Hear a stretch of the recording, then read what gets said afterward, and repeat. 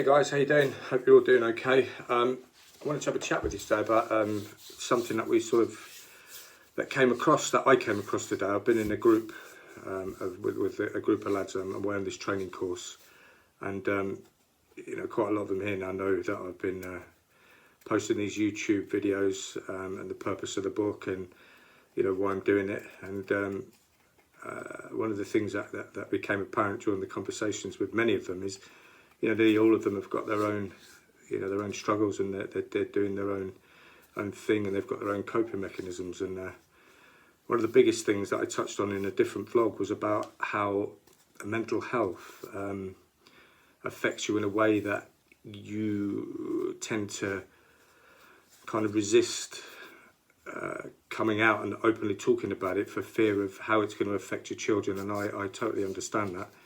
That was one of the things that made me or delayed me with being able to openly reach out and get the help I needed. I think what I want to talk to you about is how that worked for me. And yes, I most definitely did have that reluctance to openly discuss and accept and acknowledge that I had issues, because I was worried about how it was going to affect my children.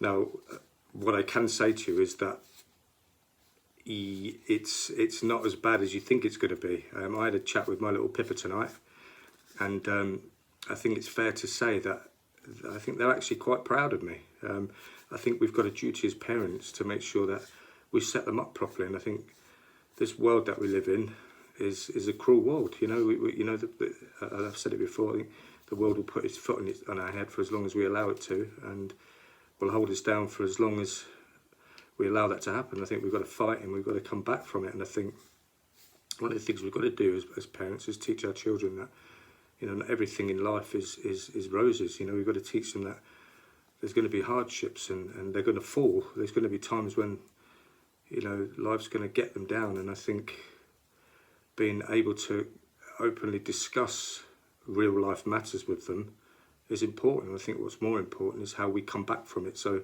for me, I've always been very open and honest with my children about more or less everything. Obviously, I've been gentle about how I approach it. We try, or I certainly tried, not to make them worry about things that they don't need to. I've not been very successful at that, if I'm honest. I think I do have a very honest take on things, and I share everything with them, and I think I'm perhaps a little bit too honest. Yeah, my little Pippa, it's she gives me these little signs of recognition of well done, Daddy, and she's starting to understand. She's not going to. She's 8 years old. She's not going to fully understand. She's 9 years old, I should say. She just had her birthday, but she's not going to fully understand mental health, and she's not supposed to. She isn't, and I'm not going to dare try and complicate her little head with that. Children should be allowed to be children for as long as we can keep them children. I think they grow up too quick these days, but I think what is important as parents is that we're honest with them about important things, and when it comes to life struggles, I think we've got a duty to address those properly. And I think we've got lots of young children who are growing up in hostile environments and in families where parents are struggling with mental health. And yeah, I think it's important that we gently make them aware of what this is, and let them understand that it's a real thing, not to try and complicate their minds with trying to understand it or trying to do anything about it or give them any responsibility. We mustn't do that. I don't think we should in any way lean on them at all with our problems. I think that's definitely a no-no. We mustn't do that. I think what we must do is just make them aware that it's a temporary thing. Let them know that it's a real thing. It's something that's in society. It's something that is perhaps the reason for many negative things that are going on in the house and in our lives. But I think we've got a duty. So for those of us that are, that we go through times where we think we've given up and we can't cope anymore, if we've got children, I think we've got to keep that in mind. We've got to fight for them. We've got to get through it for them. My little Pippa, my Lola, my son Cole were the very things that kept me alive. When I was having those dark moments and I was thinking, can I carry on? You know, there's nothing really for me anymore. It was the thought of how that would affect them that kept me going. And I'm glad I did. So again, you know, I've had lots of messages come back over the last couple of days from people. You know, I'm very much in touch with the Facebook and mental health groups as well now. I'm on those quite a bit just to see what's going on. I've had some great feedback from individuals, but there's a lot of sadness out there.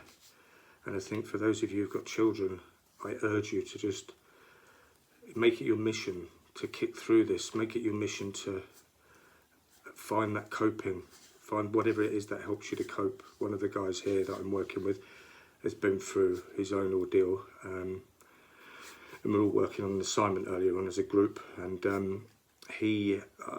this is a guy that puts 1,000% into work, and you know, to a point where it's you know, it's kind of boffin, you know. But what I realised today was that's his coping mechanism, and that's why he puts so much heart, soul, and passion into the study, the work. It's because that's his coping mechanism. That's what helps him through, and that is absolutely fine. And I credit him for that. But yeah, I think the purpose of this vlog is to talk about how it can affect our children and the consequences of a consequence of us doing nothing at all. And I think we do have a duty to get this right. We've got a duty to try and find a way of managing. I think we've got a duty to try as gently as possible to give them some degree of understanding. I think if they're too young, I don't think, you know, we're going to have to find another way around it. But I think when I was a child growing up, I think part of my traumas and my experiences, and I locked away many experiences from an early age that I couldn't really understand, because I would have been in an environment of hostile environment, you know, mainly where my father was concerned, and they would have concerned me at the time, but I wouldn't have been in a position to have been able to discuss that. I wouldn't have been able to ever dare approach my father and ask him questions about what I was witness to, what I saw. So I think what we do as children is we file them away. We file those experiences away, and we hope that they go away. But actually, we file them away unanswered and with no conclusion and with no closure, I think is the word that people use. And then it meant that I think as time goes on, it manifests itself. Or, you know, I think what I used to do is I used to draw my own conclusion on that thing and put that away. And when I say put it away, I think I consider those traumas and those experiences as kind of a filing cabinet with files in there. And I think, you know, let's just assume that this was a violent act. My father said that was a violent act, father, you know, 1983, and it was filed away with a question mark around it. And it was unresolved for me. It wasn't properly answered. And I think when you're young, you'll draw this conclusion, or you'll get a picture idea of what you think that was, and you move on. And I think the danger with that is by not being able to conclude and properly understand that situation then, or at least have an explanation which helps you to put it away. I think it stays there, and I think it manifests itself all the way through your life. And I was able to answer many of those questions when I started doing the writing of the book. I went right back to the beginning and started to talk about things that affected me. And I realised as I was writing it that I was actually answering those unanswered questions. And actually what had happened is my conclusion, or my thinking of an understanding that I did back then, I'd got it completely wrong. And so on many occasions I'd been worrying about, or I had a vision of what this thing should be, or what it looked like, when actually I was totally wrong, and I didn't need to worry about it. So I think the purpose of the vlog is just to say that I think for those of you that have got children, we've got to cope, we've got to get through it, and we've got to gently just let them understand to some degree what's going on. And I think we've got a job to do, and that's to get fix isn't the right word, but to find a way of coping, and we mustn't give up. Our children need us. They didn't ask to be brought into the world, and you know, and have to face the problems that we face. I think we've got a duty to get it right, find whatever it is that helps us cope, and we need to talk about it more. 100%. That's one of the biggest things, is talking about it. We need to somehow talk about it, and I think every time we share a problem, I think to some degree we halve it. It's, it's an old cliche, but I think it's true. But I think when our children are concerned, I think we've got a duty to get it right, teach them that we're going to fall, and in life they're going to fall, and teach them that we've got to get back up again. And they're not mistakes or experiences. So whatever we've done, like me in the past, that I'm ashamed of, and we've got to be able to draw a line under that somewhere and give ourselves a break and push on. So I hope that helps. But yeah, keep going, keep pushing, stay positive. Take care.